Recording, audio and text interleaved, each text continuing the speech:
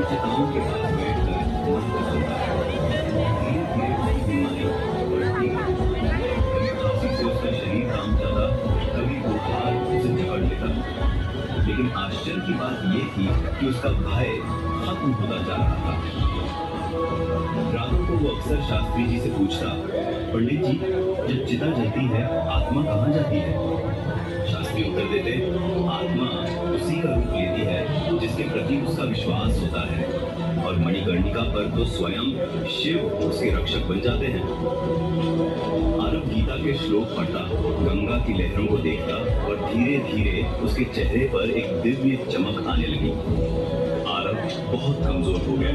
वो शास्त्री जी के पास बैठा और बोला, अब शरीर बोझ लग रहा है लेकिन मन हल्का है। मुझे लगता है कि मेरी यात्रा पूरी होने वाली है। शास्त्री जी ने उसका हाथ थाम लिया, गंगा की ओर इशारा करके कहा, बेटा देखो, ये प्रवाह कभी नहीं रुकता, वैसे ही आत्मा का प्रवाह भी कभी नहीं रुकता। आज तुम्हारा संगम शिव से होगा। उस रात चिताएं जल रही थी। आरव शांत भाव से आसन पर लेटा। उसने आखिरी बार गंगा की ओर देखा और बोला, अब मुझे नींद आ रही है, शायद यही अंतिम है। धीरे धीरे उसकी सांसें थम गई। वो शांति से सो गया और कभी जागा नहीं। लोग कहते हैं उस रात घाट पर एक अद्भुत घटना घटी। चिताओं की लपटें अचानक और उज्जवल हो गईं। कई लोगों ने देखा कि धुएं के बीच एक दिव्य ज्योति उतरी। कहा जाता है स्वयं भगवान शिव प्रकट हुए।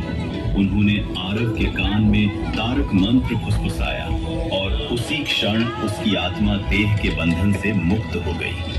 शास्त्री जी की आंखों में आंसू थे, लेकिन वो आंसू दुख के नहीं बल्कि संतोष और श्रद्धा के थे, क्योंकि उन्होंने देखा था मृत्यु किस तरह मोक्ष में बदलती है। साल बीत गए। महादेव शास्त्री अब वृद्ध हो गए। उन्होंने हजारों चिताएं देखी, हजारों आत्माओं को मुक्त होते देखा। एक पूर्णिमा की रात गंगा का जल चांदनी में झिलमिला रहा था। शास्त्री ने प्रार्थना की, हे शिव, यदि मेरी सेवा सच्ची थी तो मुझे भी वही मार्ग दीजिए जो आरव को मिला। उस रात उन्हें स्वप्न में दर्शन हुए। भगवान शिव और माता पार्वती प्रकट हुए।